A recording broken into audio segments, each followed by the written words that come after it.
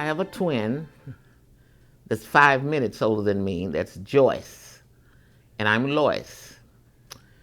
And we were the last of Mother's sets of children. She's got a set. She had three, and then she had a single one years later. Then she had us years later. My mother and father were in their 40s when we were born. And we were born at the hospital called St. Mary's. And I understand the nuns named us, Joyce and Loyce. Well, she didn't know she was having twins. She was big and could barely walk and everything, she said, and she asked the doctor what was she having. He said an elephant. That's what he told her. So when she discovered she had two kids, two daughters, she didn't know what to name her, so the nun said, well, call them Loyce and Joyce. The very earliest is my daddy holding me as an infant and walking down the street proud as he could be with a set of twin girls. And the men I hear used to tell him, oh man, you too old, those aren't your babies. But my daddy was a very proud father, and he treated us as such. My dad's mom, Grandma Nett, down in Mississippi, in a place called Bay Springs, Mississippi. Across the road there, they had more cousins, and they lived in So-So, Mississippi. Grandma Nett had this big wooden stove, and she always wore two braids in her hair, or plaits, as you might call them. And she had this wooden stove, and she raised watermelons and sugar cane and chickens. Now, my grandmother named her chickens after the white people. When she wanted the chicken to eat, come here, Mr. Charlie. Quack, quack, quack, quack, quack, quack, quack, quack. Here comes Mr. Charlie. She'd grab him, wring his neck, and we'd eat him up. So I remember the horses and the mules. I remember the smokehouse, the walnut tree, going down there during the summer, and the night or two before we would leave, they would all gather around a big fire and just tell stories. And they referred to ghosts as haints. I've had well water, spring water, pump water, because they were in Bay Springs. So we would get that big bucket off the house, go down there in the spring, and you can see the water snakes in there. And get your water and then take it and hang it up. I had a problem drinking it because people were dipping snuff and chewing tobaccos, and I drank a lot of soda. Now I've had my DNA done, and I see I'm from Ghana. I've got a lot of Cherokee in me, some Asian, and some Irish. So when I look in the mirror, I don't know what I'm looking at. I don't know whether to go into a war dance or a boogie or Asian day. I don't know what to do. My mother was a Christian, and she sold Avon products, and that was during the time they didn't have any black Avon managers. And by the time they decided to get them, my mother was too old to even be a manager, but she still sold Avons. But she loved people so that when she delivered her Avon, she would take food to the blind. She would shop for those that couldn't and deliver the product. And my mother taught me to love everybody. My daddy worked for the railroad, and my daddy could not read or write. I don't know how he got the job. But he dated my mother, and she had 4 kids because her first husband had died in jail. They claimed he booted his head against the bars and killed himself for bootlegging. My dad wanted to marry my mom, and she told him she could not marry a gambler. My daddy was a gambler. My daddy could sing and play the piano and do soft shoe tap dancing. So he was a party guy, but he was a good guy. So we were born on February the 2nd, and they tell me daddy came to the hospital and saw us. And mom and dad got married on the 14th. He quit gambling and got him a job with the railroad. And that's where he retired from. I love jacks, I love roller skating, and bicycle riding. We had a game that was dangerous that we played with an ice pick, and it was called Mama Pig. And we would actually get the ice pick and throw it in circles and stuff and shoot marbles, hopscotch, double dutch, dodgeball. In St. Louis on the north side, I remember we moved into the first black housing development for blacks, and the name is Carr Square Village, and it's still down there. There were cold water flats. You ever heard of that? It's just one faucet and cold water. When I was a kid, we had what they call ash pits. It looked like a dumpster, and you would put all your garbage and stuff in there, and you would burn it, polluting the air. People were living in shacks. We had hot and cold running water. We had an ice box. We had smooth floors, brick building. You know, so they made it better. And this was downtown St. Louis. I went to Carr School, which was down the street, elementary. I went to Vashon High School.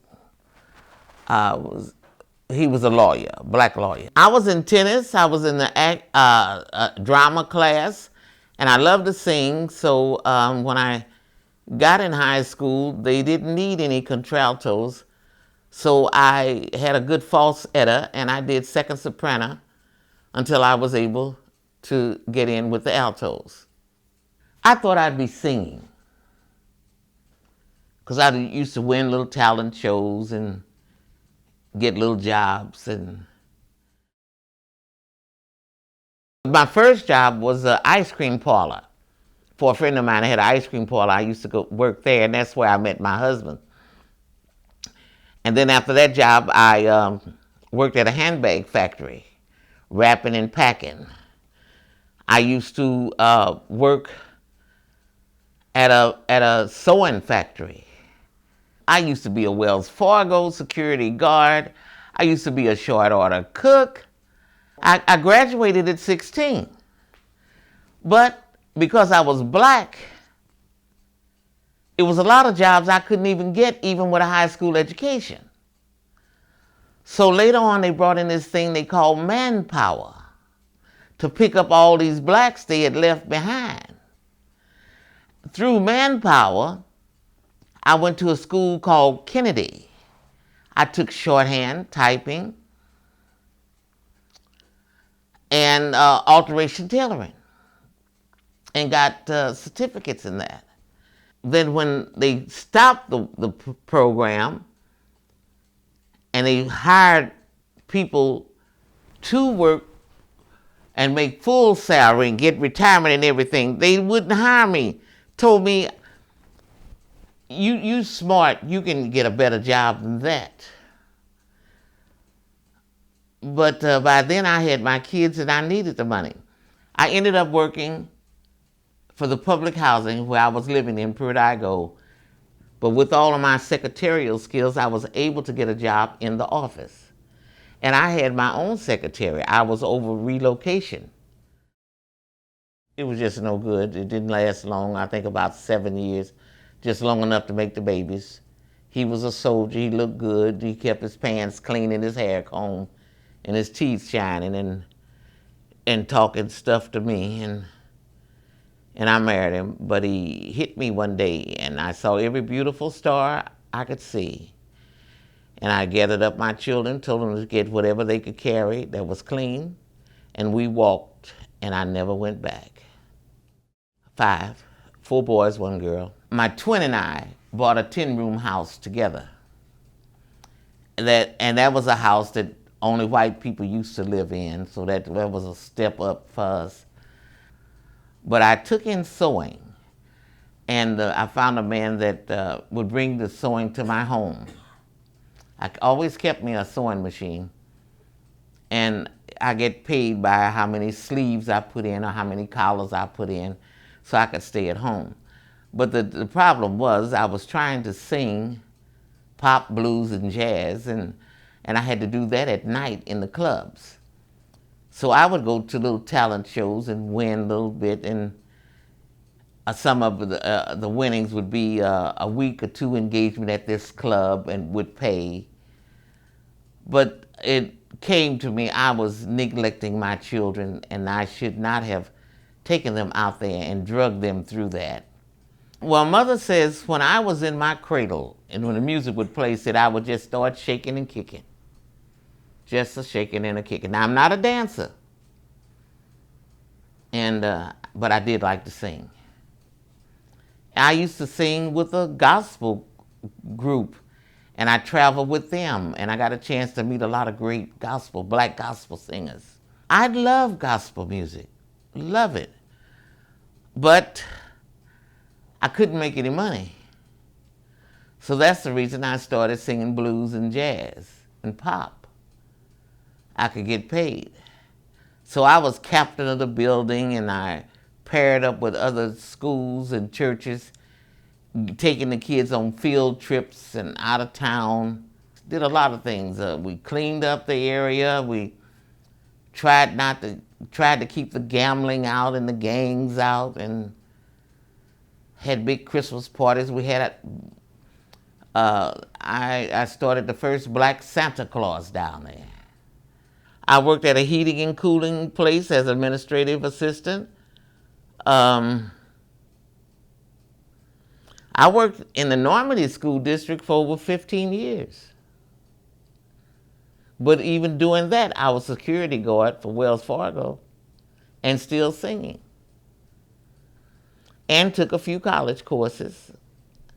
Never got an associate's in anything. But I went to Harris Stowe College. I went to Forest Park.